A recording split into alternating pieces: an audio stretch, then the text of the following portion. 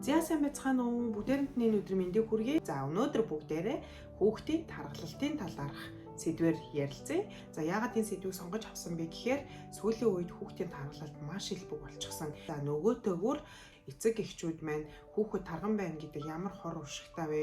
Биднэрт ямар үр дагавар авчрах вэ гэдгийг мэддэг байх хэрэгтэй болов уу гэдэг үднээс өнөөдөр энэ сэдвийг сонгож авсан байгаа. За тэгэхээр өмнө нь бол хүүхэд тарган байна, махлаг байна гэдг нь хоол сайн иддэг, хурдан том болно, хурдан өснө, сайн сайхан амьдрах юм байна гэх мэтчлэн ерөнхийдөө эргээр хардаг байсан бол одоо сүүлийн үед хүүхдийн тархалт буюу жингийн илүүдэл гэдэг зүйл маань маш олон сөрөг үр дагавартай, маш олон өвчний их үүсвэр болж байна гэсэн судалгаанууд маш их хийгддэг болчихсон байгаа. Тэгэхээр өнөөдөр би энэ хүүхдийн тархалт буюу жингийн илүүдэл гэдэг сэдвээр ярихдаа гой сайхан зүйлийн талаар бол их бага ярина. Яг тэгэхээр хүүхдийн тархалт буюу жингийн илүүдэл гэдэг зүйл маань маш олон өвчний их үүсвэр нэрслийг бид нэр дагуулдаг болчихсон учраас ерөнхийдөө өнөөдөр бүгдээрээ хүүхдийн тархалтын сөрөг үр дагавруудын талаар ярилцсан гэсэн үг байх нь байна. За тэгэхээр хүүхдийн тархалтын нэг аюултай тал нь юу вэ гэхээр хүүхдийн тархалт маань насанд хүрэгчдийн тархалт руу шилждэг гэж үздэг. Өөрөөр хэлбэл нийт тарган болон жингийн илүүдэлтэй хүүхдүүдийн 70 орчим хувь нь насанд хүрсэн ч гэсэн тарган байх нь хിവэрэ үргэлжилнэ гэсэн судалгаанууд маш их байдаг. Тэгэхээр хүүхдийн тархалт гэдэг маань зөвхөн жингийн асуудал яригдана гэсэн үг биш. Өөхийс гэж бас нэг асуудал байдаг. За энэ маань насанд хүрсэн хүн таргалахаар өөхийс нь хэмжээгээрээ томроод за турхаар буцаад өөхийс нь хэмжээгээрээ жижигэрдэг. Харин хүүхдэд болохоор энэ өөхийс маань хэмжээгээрээ ч томрно, мөн хуваагдаж тоон бас өсч байдаг. Тэгэхээр тухайн хүүхэд маань таргалсан ч гэсэн буцаагаад турхаар нөгөө өөхийсний хэмжээ нь маань багасдаг ч гэсэн тоон бол цөөрдөггүй. Тийм болохоор насанд хүрэгчдийн таргалалт руугаа шилжих, мөн таргалахад маш амархан байдаг гэсэн үг. За үүнийг маш энгийнээр тайлбарлах юм бол бүгдээрээ өөхийс гэдэг зүйлийг үлээдэг шаар гэж төсөөлчихье. За тэгэхээр том хүн таргалахаар тэр үлээдэг шаар чинь зөвхөн үлээгээд хэмжээгээрээ томорно гэсэн үг. Харин хүүхдэд тэр шаар чинь үлээгээд хэмжээгээрээ томрохоос гадна дахиад нэг шаар гэд маш олон шаар хүүхдийн бие махбодод үүснэ гэсэн үг байна шүү дээ. Тэгэхээр энэ хүүхэд маань таргалаад энэ олон шаар үүсчихсэн байгаад хүүхэд маань турхаар энэ шаар маань хийн гараад хэмжээгээрээ жижигэрнүүл гэхээс тэр олон үүсчихсэн байгаа шаар чинь арилдаггүй гэсэн үг.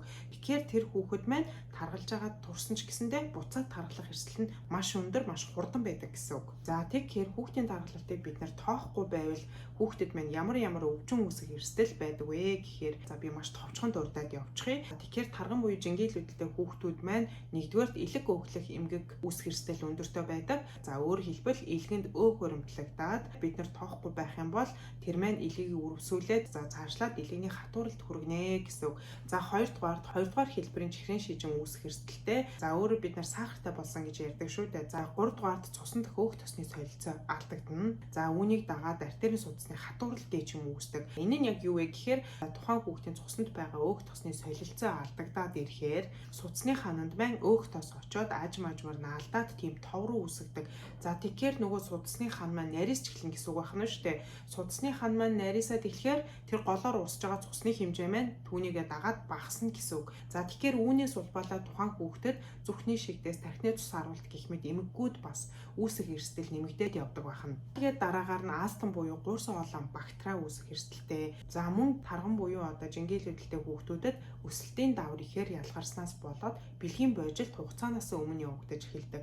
Өөрөөр хэлбэл тарган биш хүүхдүүдтэй харьцуулах юм бол тарган жингийн илүүдэлтэй хүүхдүүдийн маань өсөлт нь хитрхи эрт явагдаад эрт зогсчдаг ийм аюултай. За тэгээд тулгуур эрхтний эмэггүүд байна. За мөн тухайн хүүхэд маань унтж байхдаа амьсгалаад өгжих, маш их хурхирах, үүн дээр нэмээд тарган буюу жингийн илүүдэлтэй хүүхдүүдийн суг, хүзүүний ар тал, цайв, тохой гэх мэт газруудын арьс нь харлаж сааралддаг, арьсны пигментацийн ийм өөрчлөлтийг бас өгдөг. Тэгэхээр үүнийг эцэг эхчүүд хэртчихсэн байна, за наран түлэгдчихсэн байна гэж тоохгүй яваад байдаг.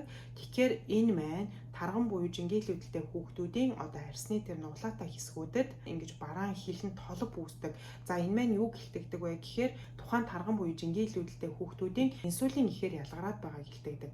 Өөрөөр хэлбэл тухайн хүүхдийн цусан дэх сахарын зохицуулга алдагдаж байгааг илтгэдэг тохио байж болдог учраас хэрвээ таны хүүхэд тарган буюу жингийн илүүдэлтэй тэгээд арсны нуглаатай хэсгүүдээр нь харлаж саралдаж тийм хилэн толб үүссэн байх юм бол чихрийн шижингийн өмнөх шатанд илэрдэг дохио учраас хоохгүй байж болохгүй эмчит үзүүлэх ёстой байх нь байна. За тэгэхээр хүүхдийн тархалт маань юунаас болж үүсдэг вэ гэхээр хүүхдийн тархалт удамшлын, гормоны гэх мэт маш олон шалтгаантай үүсч болох боловч хүүхдийн тархалтыг үүсгдэг хамгийн том шалтгаан бол ерөнхийдөө их идэх болон бага хөдлөх байдаг. За өөрөөр хэлбэл нэгдүгээр тухайн хүүхдийн хооллолт за сүүлийн үед одоо ерөнхийдөө дэлхийн нийтээр амьдралын хэв маяг хэтэрхий Европчсантай холбоотой бэлэн хоол, түргэн хоол маш их идэж байгаа. Калорихтай хоол идэж байна.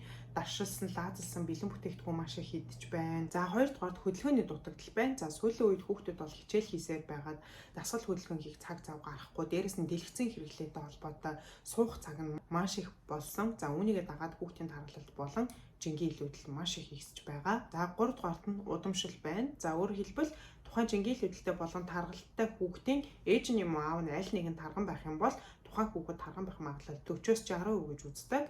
Харин аав ээж хоёр нь хоёулаа тарган байх юм бол тархлах магадлал нь 80% гэж үздэг байгаа. За 4-дүгээрт нь тухайн хүүхдийн сэтгэл зүйтэй холбоотой бас их таргалдаг гэж үздэг. За өөрөөр хэлбэл тухайн хүүхэд маань маш их стресстэй, ганцаарддаг, сэтгэл готролтой явдаг хүүхдүүд их иддэг учраас үүнийгээ дагаад бас тарган жингийн илүүдэлтэй байдгаа гэж үздэг ба. За тэгэхээр эцэст нь хүүхдийн тархалтын эмчилгээний талаар бас хүмүүс маш их асуудаг. Тэгэхээр хүүхдийн тархалтын эмчилгээний хамгийн гол зүйл юу юм гэхээр эрүүл хооллолт, дасгал хөдөлгөөн, за өөрөөр хэлбэл эрүүл амьдралын хэм маяг хамгийн чухал. За үүнд чихэрлэг төрлийн ундаа их уудаг байсан бол за үүний оронд ус хэрэглэж эхлэх, за мөн хоол иддэг аяг таагууныхаа хэмжээг багасгах, за нүүрс ус бага хэрэглэх, тухайн хүүхдээ бассейнд явуулах болон ээж аав нь хамтдаа алхах гэх мэт арга хэмжээнүүдийг бол авнаа. За мөн Америкийн FDA-с тархалтай хүүхдэд хэрэглэж болох эм болон тариа гараад ирчихсэн байгаа ч гэсэн тэр болгон бас яаран хэрэгэлдэггүй. Хамгийн гол зүйл болох тухайн хүүхдийн амьдралын хэм маяг, хооллолт, дасгал хөдөлгөөн зэргийг нэг номерт одоо өөрчлөлийг зөвлөдөг. Тэгэхээр тарган буюу жингийн илүүдэлтэй хүүхдүүдийн ээж аавд бол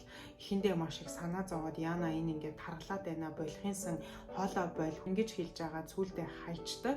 За яа тэгэхээр нөгөө хүүхэд маань тарган байна гэдэг чинь тэр хэмжээгээрээ хоолны туршил маань өндөр байдаг учраас тийм амархан жингээ хасаж чадахгүй. Энэ бол зөвхөн тухайн хүүхдийн асуудал биш, ээж аав гэр бүлийн асуудал учраас бүгдээрээ хамтдаа өөрчлөгдөж хамтдаа бүгдийг хийх хэрэгтэй.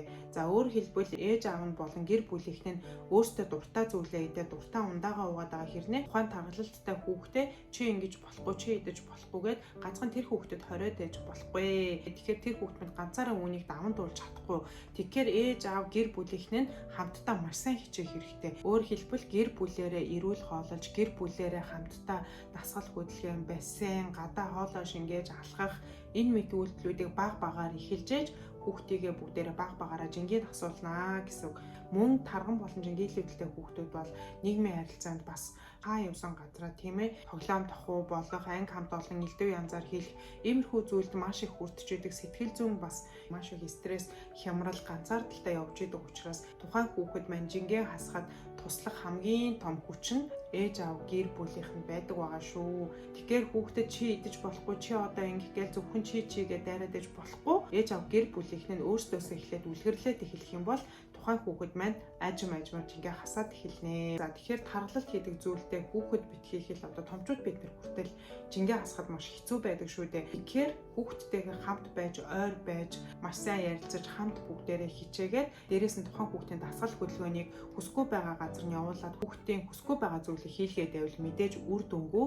Тэгэхээр танай хүүхэд спортын ч юм уу ямар төрөлд дуртай, ямар төрлөөр илүү хичээлэх сонирхолтой байгааг нь харж агаад тэр төрөл рүү хүүхдээ явуулах юм бол илүү үр дүнтэй, илүү хурдан жингээ хасна. Тэгэхээр хүүхэд маань нэлээд таргалаад за жингийн илүүдэл маань нэлээд газар авчихсан байгаа тохиолдолд ээж аауд маань за томроод гайгүй болчих байлгүй дээ, за томроод турчих байлгүй дээ гэд хайчдаг. Тэгэхээр энэ маань томроод турах биш, томроод бүр илүү эрсдэлтэй насан туршидын тархалт руу үргэлжлээ шилжээд явждаг учраас тоохгүй хайж болохгүй байх нь байна. Аль болох баг дээр нь бүгдээрээ хамтдаа хичээгээд өөрт нь таарсан биеийн жингийн хадгалаад явах хэрэгтэй байх нь байна. За тэгээ бүгдээрэнд нэмжлэсэй баярлалаа.